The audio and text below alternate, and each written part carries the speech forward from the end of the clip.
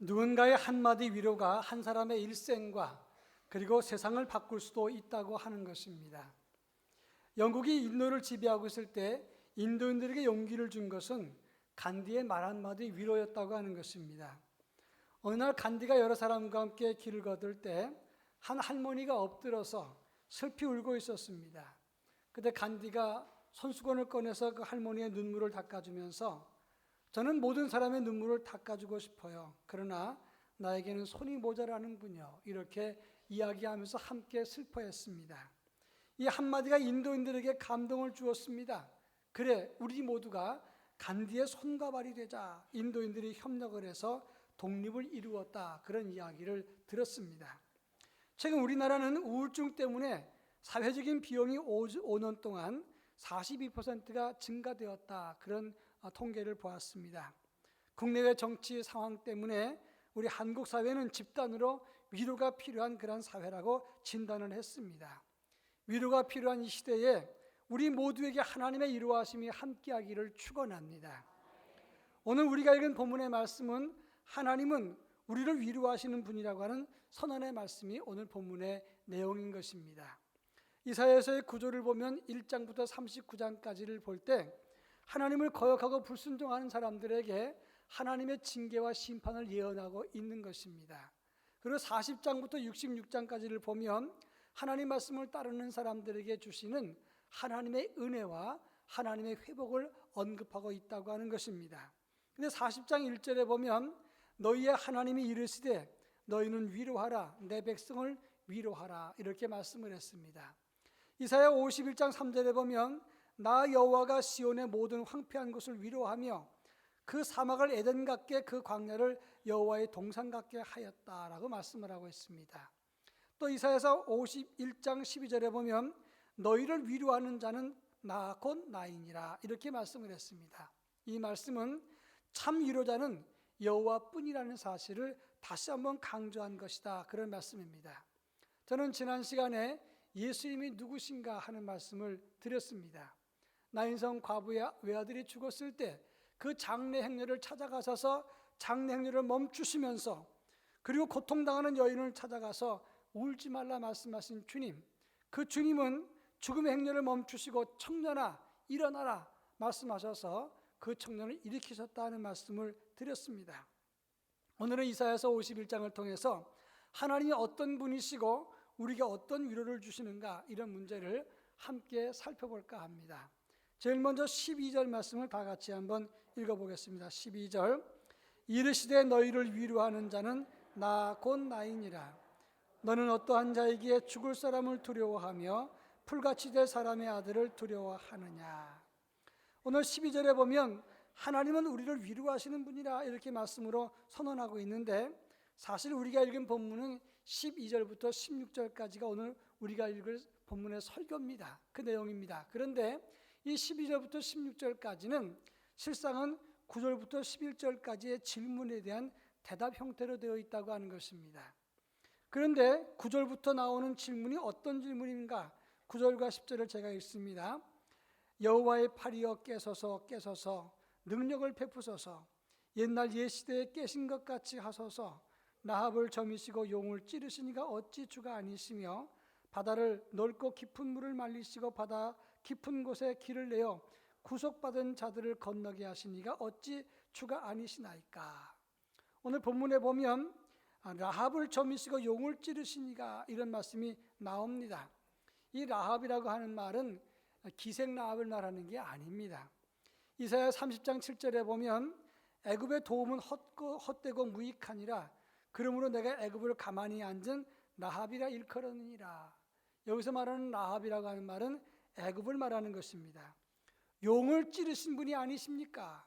이 용이라고 하는 말은 원어를 보면 탄틴이라는 말을 썼는데 이 말은 악어를 말하는 것입니다. 애굽을 상징하는 동물인데 여기서는 바로 왕을 의미하는 것입니다. 공동번역에 보면 라합을 찢으시고 그 용을 찔러 죽이던 그 팔을 하나님 일으켜 세워주십시오 이렇게 간청하는 내용이라고 말할 수가 있습니다.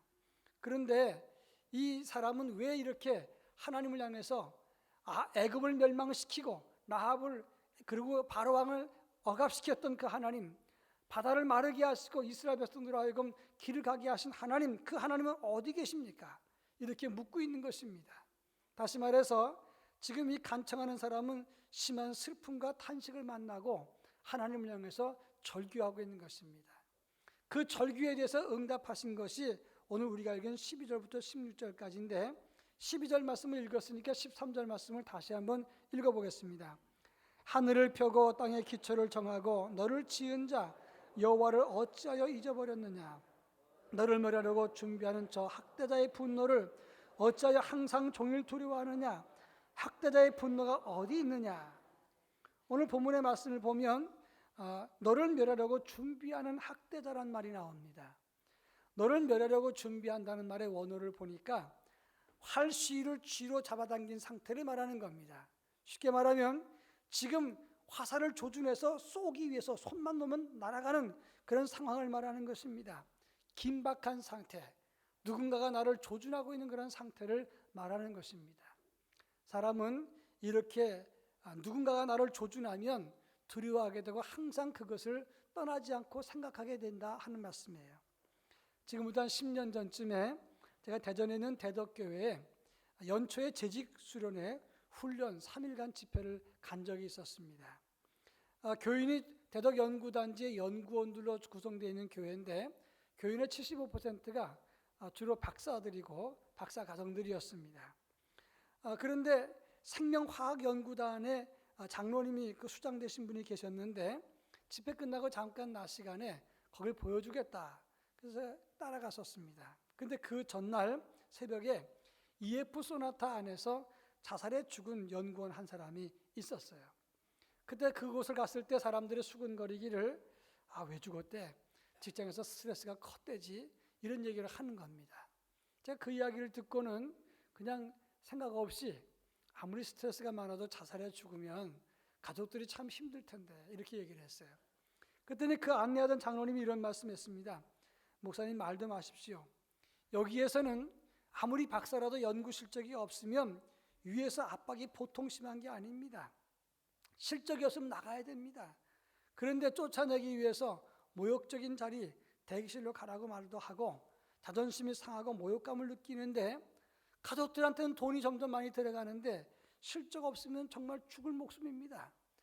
기러기 가족이라도 되면 가장의 스트레스는 너무나 심한 겁니다. 죽은 건 안 된 일이고 잘못된 것이지만 그 스트레스나 그 입장은 충분히 이해가 됩니다. 그런 얘기를 했어요. 제가 그것을 가만히 들으면서 느껴진 바가 있었습니다. 우리 인생 살다 보면 누군가가 나를 조준하고 있던 그런 느낌을 당하는 경우가 얼마나 많은지 모릅니다. 누군가가 나를 조준하고 위기가 찾아오고 활시위가 당겨진 것처럼 그런 상황이 우리에게 다가온다면 그런 두려워하지 않을 사람이 어디 있습니까? 그래서 하루 종일 그 학대자 때문에 걱정하고 염려하게 된다 이런 말씀이에요. 그런데 하나님이 뭐라고 말씀하십니까? 하늘을 펴고 땅의 기초를 정하고 너를 지으신 자 여호와를 어찌 잊어버렸느냐? 내가 너를 지었느니라. 천지를 창조하신 하나님이 하늘을 펴고 땅의 기초를 만드신 그 하나님이 내가 너를 지키는데 너는 나를 어찌 잊어버렸느냐? 그러니 너는 염려하지 말고 나를 기억하라 이렇게 말씀하고 있다고 하는 것입니다. 이사야 49장 14절로 16절에 보면 오직 시온이 이르기를 여호와께서 나를 버리시며 주께서 나를 잊으셨다 하였거니와 여인이 어찌 그 젖 먹는 자식을 잊겠으며 자기 태에서 난 아들을 긍휼히 여기지 않겠느냐? 그들은 혹시 잊을지라도 나는 너를 잊지 아니할 것이라 너를 내 손바닥에 새겼느니라 이렇게 말씀하고 있습니다. 우리는 때때로 위기와 시련을 만나게 되고 누군가가 나를 조준하고 공격을 당하고 힘들게 되면 하나님 나를 버리셨구나, 나를 잊으셨구나 이렇게 말합니다. 그러나 하나님 말씀하십니다. 너는 내 아들인데 내가 너를 어찌 잊겠느냐? 너를 내 손바닥에 새겼다라고 말씀합니다. 그 하나님께서 로마서 8장 32절 자기 아들을 아끼지 아니하시고 우리 모든 사람을 위해서 내어주신 이가 어찌 아들과 함께 모든 것을 주시지 않겠느냐 말씀하신다고 하는 것입니다. 지금도 우리를 하나님의 손바닥에 새겨 놓으시고 자기 아들까지 아낌없이 주신 그 하나님께서 우리를 포기하지 않습니다. 우리를 위로해 주십니다. 그 위로를 붙잡으시기를 주의 이름으로 축원합니다. 미국에서 야구는 굉장히 인기가 있어요. 그런데 야구는 처음에 주로 백인들의 전유물이었습니다. 그런데 메이저리그의 최초의 흑인 선수가 제키 로빈슨이라고 하는 선수였어요. 이 제키 로빈슨이 인종차별이 심할 때 야구 선수로는 처음으로 메이저리그에 들어갔다고 하는 겁니다. 한 번은 브루클린 경기장에서 경기 중에 볼을 놓치는 실수를 했어요. 그러니까 백인들이 소리를 지르면서 야유를 합니다. 그래서 제키 로빈슨은 그 백인들이 소리 지르는 그 소리 때문에 순간 몸이 굳어서 아무것도 할 수가 없었답니다. 어떻게 움직일 수도 없는 겁니다. 그때 백인 선수였던 리즈가 로빈슨에게 다가와서 그를 안아줬습니다. 꼭 안아주면서 관중을 쭉 쳐다봤습니다. 그때 순간 관중석이 조용했다고 합니다. 이 흑인이었던 로빈슨은 말하기를 그때 그 리즈의 팔과 포옹과 위로는 내 인생을 구원해 주었다라고 고백을 했어요. 동료의 위로도 활력을 주고 의욕과 생기를 줍니다. 그런데 우리를 지으신, 온 세상을 지으시고 세상을 창조하신 그 하나님, 만왕의 왕이신 하나님, 하늘을 펴시고 땅의 기초를 정하신, 그리고 우리를 만드신 하나님이 우리에게 말씀하십니다. 너희는 왜 두려워하느냐? 왜 나를 잊었느냐? 그들은 죽을 사람이여 풀같이 살아신 인생의 아들들이 아니겠느냐? 학대자의 분노가 있느냐? 염려하지 마라. 내가 너를 보호하리라. 너를 지키리라. 너를 붙잡아 주리라. 놀라지 말라. 당당하게 확신을 가지라고 말씀하고 있다고 하는 것입니다. 그 하나님의 위로를 붙잡고 믿음으로 일어서는 하나님의 백성이 될 수 있기를 축원합니다. 자, 그렇다면 하나님은 우리에게 어떻게 임하시는가? 14절 말씀을 다 같이 한번 읽어보겠습니다. 14절, 결박된 포로가 속히 놓일 것이니 죽지도 아니할 것이요 구덩이로 내려가지도 아니할 것이며 그 양식이 부족하지도 아니하리라. 오늘 본문의 세 가지로 설명을 했습니다. 결박된 포로가 놓일 것이고 죽지 않을 것이다. 구덩이에 내려가지도 않을 것이고 그의 양식이 부족하지 않을 것이다 그랬어요. 공동 번역에 보니까 참 멋지게 번역을 했습니다. 사슬에 묶인 자들이 곧 풀려나고 땅굴에서 살아나오며 양식도 떨어지지 아니하리라 그랬어요. 아주 단순하지만 의미 있게 번역을 잘했습니다. 이사야 58장 6절에 보면 내가 기뻐하는 금식은 흉악의 결박을 풀어주며 멍에의 줄을 끌어주며 압제당하는 자를 자유케 하며 모든 멍에를 꺾는 것이 아니겠느냐, 이런 말이 나와요. 흉악의 결박, 멍에의 줄, 압제당하는 자, 이런 단어가 등장을 합니다. 그런데 여기서 나오는 이 흉악의 결박, 멍에의 줄, 압제당하는 자, 이런 단어가 사슬에 묶인 자, 함정, 흉악의 결박, 다 같은 의미라고 말할 수가 있어요. 같은 뜻입니다. 김석권 목사님의 묵상집 딸과 함께 나는 목사의 팡세라는 그런 글에 보면 이런 내용이 나와요.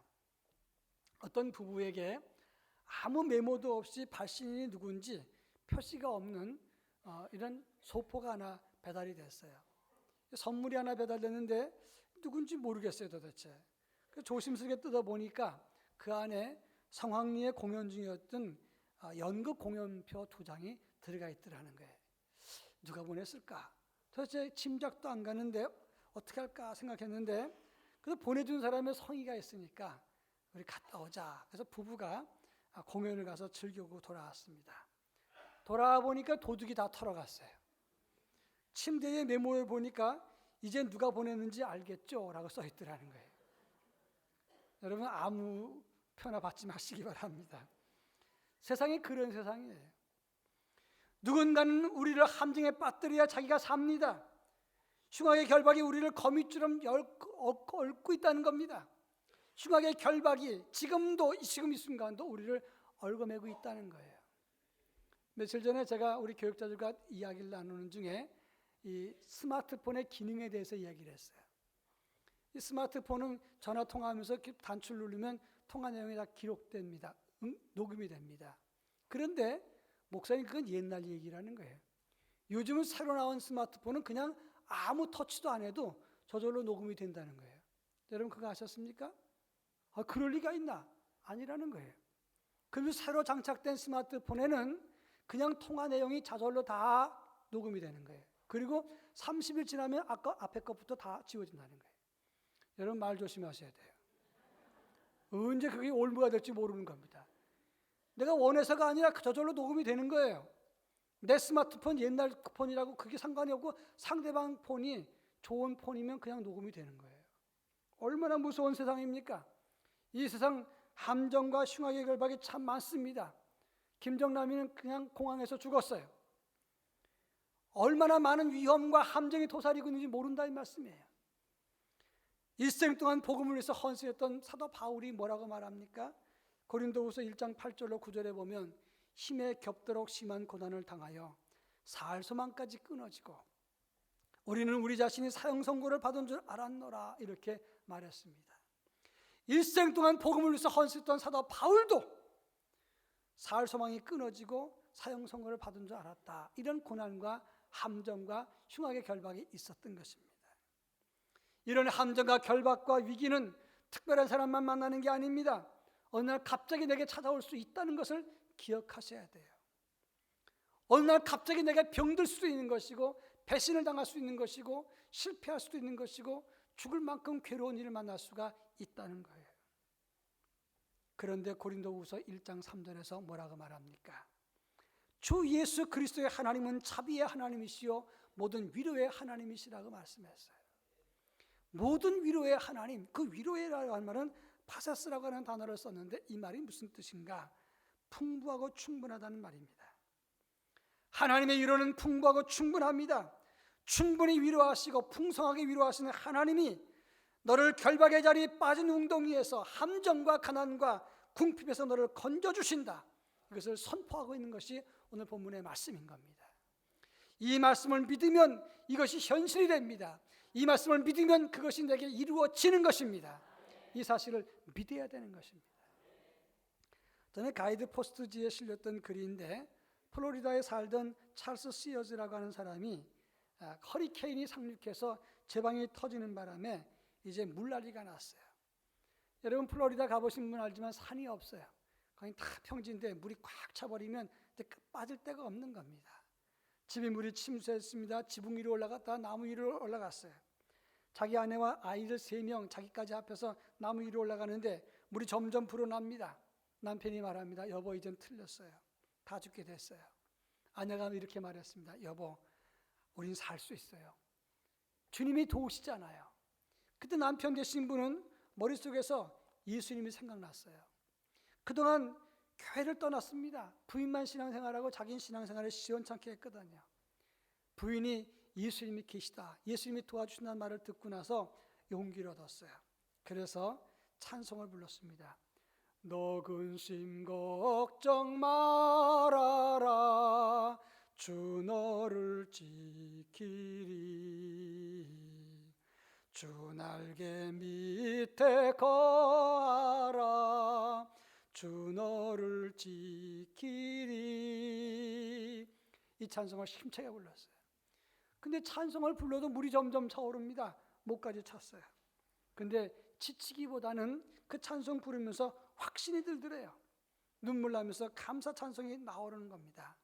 그 찬송을 끝까지 계속 부르는데 갑자기 하늘에서 주님이 자기를 내려보시는 것 같은 느낌이 들더라는 거예요. 하나님 도와주세요. 그런데 호숫가에 묶여있던 낡은 배 한 척이 이렇게 물이 불어갖고 떠다니다가 그쪽으로 오더라는 거예요. 그 배를 타고 구원받았다. 이런 간증을 실어놨어요. 여러분, 우리 인생은 예기치 않은 결박과 함정과 위기가 찾아옵니다.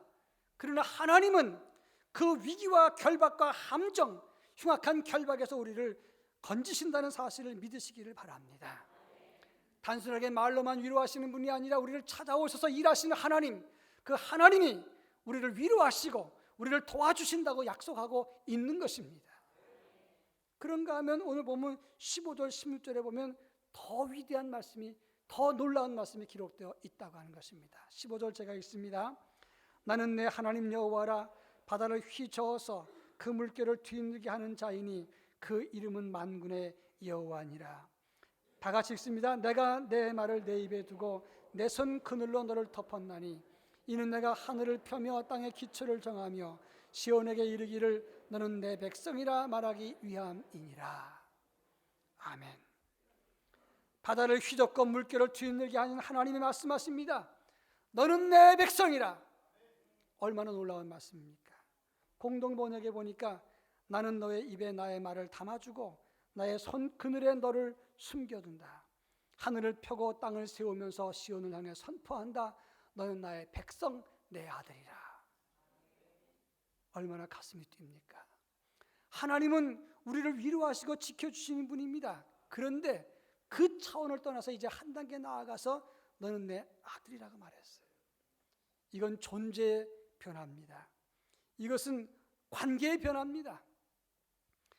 이사야 43장 1절로 2절에 보면 내가 너를 지명하여 불러나니 너는 내 것이라 그랬어요. 네가 물 가운데로 지나갈 때 물이 침몰치 못할 것이고 불 가운데로 지나갈 때 불이 너를 태우지 못할 것이다 말씀했어요. 물과 불은 시련과 역경을 말합니다. 내가 너를 지명하여 불러나니 너는 내 것인 이상 물이나 불과 같은 시련도 너를 손끝 하나 대지 못한다 했어요. 사도행전 27장 34절에 보면 유라굴라 광풍이 있었을 때 그 배가 다 깨졌습니다. 그때 바울에게 하나님 뭐라고 말씀하십니까? 너희 중에 머리카락 하나도 잃을 자가 없으리라. 하나님이 너는 내 것이라고 말하는 순간 우리를 손댈 수 없습니다. 하나님의 도우심은 일회용 위로와 일회용 지키심이 있을 수 있어요. 그러나 아들이 되면 다른 겁니다. 제가 설명을 하죠. 어떤 회사에서 어떤 직원이 열심히 일을 했는데 이 사람이 잠깐 실수를 해가지고 회사에 경제적인 큰 손실을 일으켰어요. 그러니까 책임을 져야 되지 않습니까? 회사를 그만두든지 야단을 맞든지 벌을 받아야 됩니다. 그런데 사장이 보고 평상시에 성실했으니까 다 없게 해주겠다. 그리고 심할서 한 장 받고 용서를 해줬어요. 이게 뭐냐면 일회용 용서요, 일회용 위로입니다. 근데 그 직원을 회장이 아들 삼아버렸어요. 그럼 뭐가 되는 겁니까? 이건 일회용이 아닌 거예요. 관계와 존재가 달라진 겁니다. 하나님이 우리를 지켜주시는데 위로해 주시는데 일회용으로 위로만 하는 것이 아니고 찾아오신 것이 아니라 아예 아들 삼아버렸다 이 말이에요. 마태복음 7장 9절로 11절에 보면 너희 중에 누가 아들이 떡을 달라 하면 돌을 주며 생선을 달라 하면 뱀을 줄 사람이 있겠느냐. 너희가 악한 자라도 좋은 것으로 자식에게 줄 알거늘 하물며 하늘에 계신 너희 아버지께서 구하는 자에게 좋은 것으로 주시지 않겠느냐. 떡을 달라 할 때 돌을 안 주고 생선 달라 할 때 뱀을 줄 아버지가 없습니다. 더 좋은 걸 줍니다. 하나님이 우리를 사랑하시고 위로하시는데 내가 너를 지켜주리라. 내가 너를 위로하는 나다. 그렇지만 그 이상 너는 내 아들이라. 이제 관계, 아버지와 아들의 관계로 달리 우리를 위로하신다고 하는 말씀입니다. 저는 일주일에 한 번씩 미국에 있는 아들 내외랑 가족들과 영상통화를 합니다. 요즘은 다 공짜잖아요. 그래서 얼마나 좋은지 몰라요. 영상통화를 하는데 이 손녀딸 둘 아이가 하부지 선물을 좋아해요. 하부지 선물이라는 것은 할아버지가 보내는 소포를 말하는 건데 그 전에 홍삼 어린이 주스를 보냈더니 하부지 선물을 그렇게 좋아했다는 거예요. 그래서 또 제가 그것만 보낸 게 아니라 그 과일 그 주스 같은 걸 이렇게 액기스를 만져 구미 만든 걸 같이 과자 같은 걸 보내니까 그렇게 좋아해요. 이번에 구정에는 한가를 보냈더니 애들이 뛰어다녀요.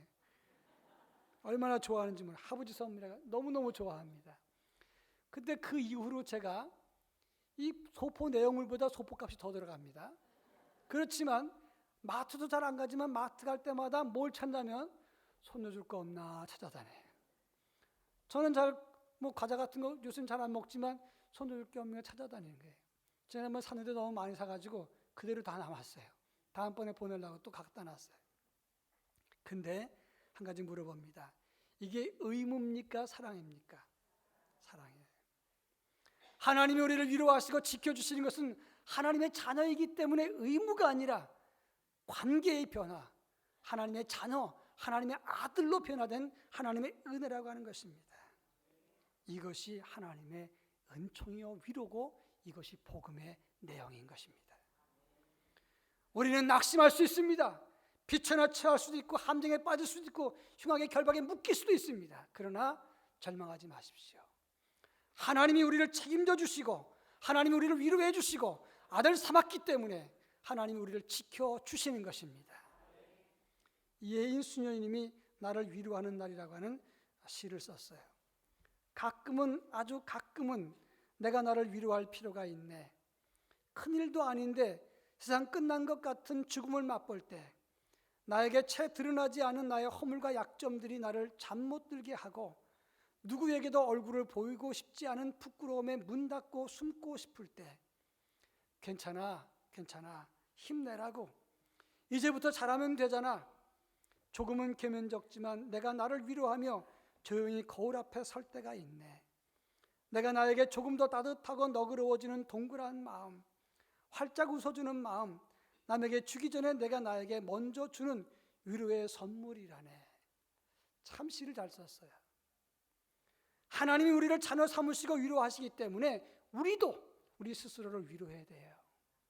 우리 또한 우리 옆에 사람을 위로해야 되는 것입니다. 우리가 받는 정보의 양은 1초에 1100만 비트라고 합니다. 우리 뇌는 그 많은 정보를 40비트만 받아들인다는 거예요. 이걸 비유하자면 축구장 크기의 많은 정보가 우리에게 찾아오지만 우리는 받아들이는 것은 성냥가 크기 정도만 받아들이는 거예요. 27만 5천 대 1 정도의 비율밖에 안 된다는 겁니다. 근데 어떤 정보를 받아들이느냐, 쉽게 받느냐? 내게 필요한 것, 내가 좋아하는 것, 나한테 유익한 것, 관심 있는 것, 이런 것만 선택해서 들어온다는 겁니다. 제가 이 말씀을 왜 하느냐면 지금 세상의 소리가 들려옵니다. 낙심하는 소리, 정죄하는 소리, 상처 주는 소리, 수많은 정보들이 들어옵니다. 우리를 얽어매는 소리들이 들어옵니다. 우리를 멍해로 얽어매는 그런 여러 가지 상황도 전개됩니다. 그런데 그 많은 소리에 귀를 기울이고 낙심하기보다는 나를 사랑하는 하나님의 음성에 귀를 기울이라, 이런 말씀입니다. 너는 내 아들이라. 그분 앞에 도움을 구하고 그분 앞에 나아갈 수 있기를 바랍니다. 그분께 도움을 청할 수 있기를 바랍니다. 너는 내 아들이기 때문에 내가 너를 지켜준다. 이 소리를 믿으면 그 약속이 현실이 됩니다. 이 약속을 믿으면 이것이 내게 이루어집니다. 이 약속을 붙잡으면 하나님 나를 붙잡아 주십니다. 이 믿음으로 승리하는 하나님의 거룩한 백성이 되기를 축원합니다. 사랑 많으신 하나님 아버지, 감사합니다. 여호와 하나님은 우리를 위로하는 자 곧 나인이라고 말씀했습니다. 우리를 위로하시는 하나님, 근데 우리는 죽을 인생, 풀같은 인생, 나를 학대하는 자의 두려움 때문에 항상 근심하고 염려할 때가 많습니다. 천지를 만드시고 창조하시고 우리를 조성하신 하나님, 바닷물을 마르시고 그 길을 가게 하신 하나님께서 명령하시기를 염려하지 마라, 내가 너희를 위로한다고 말씀하신 것을 듣습니다. 우리를 아들 삼으신 하나님의 음성도 듣습니다. 그 음성 붙잡고 믿음으로 일어서서 위대한 역사, 그리고 하나님의 은혜 가운데 당당하고 확신하는 삶을 살아갈 수 있도록 은혜를 더하여 주시옵소서. 예수님의 이름으로 기도합니다. 아멘.